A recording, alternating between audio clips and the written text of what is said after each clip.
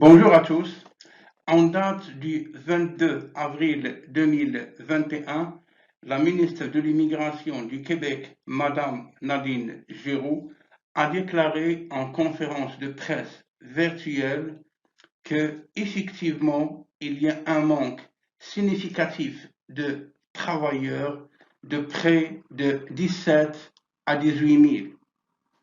Cette déclaration intervient après l'annonce du ministre du Travail et de l'Emploi qui a déclaré que l'augmentation du nombre des immigrants est une nécessité et qu'il est nécessaire d'accélérer le flux des immigrants vers la province.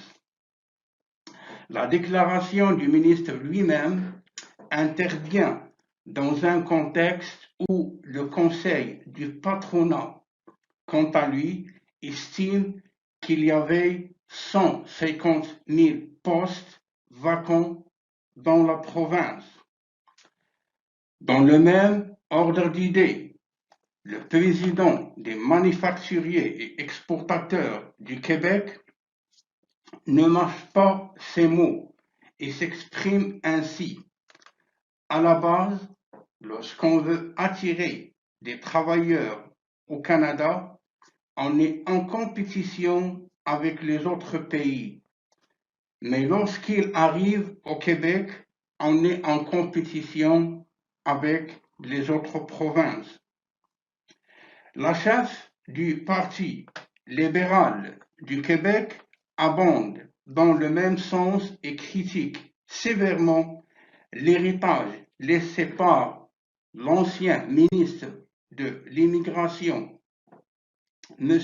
Jolin Barrette, qui a toujours nié l'existence de la pénurie, au même titre que son chef, qui est le Premier ministre du Québec, qui a lui-même, à plusieurs reprises, nié la pénurie afin de ne pas perdre sa base électorale anti-immigrant.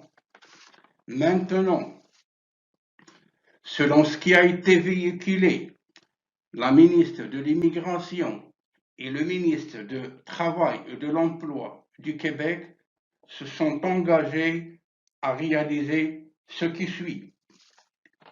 Premièrement, pour ce qui est du ministre de l'Emploi et du Travail, il s'engage à augmenter le taux actuel des travailleurs étrangers qui est de 10% à 20%. Il promet également élargir et rationaliser le processus du recrutement des travailleurs étrangers.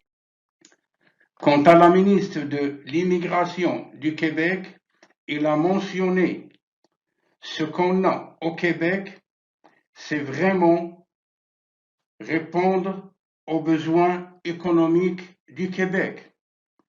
Pour ce faire, il laisse entendre qu'il va augmenter le nombre des immigrants afin de revenir au seuil de l'ancien gouvernement libéral qui était de 52 000 travailleurs résidents permanents par année.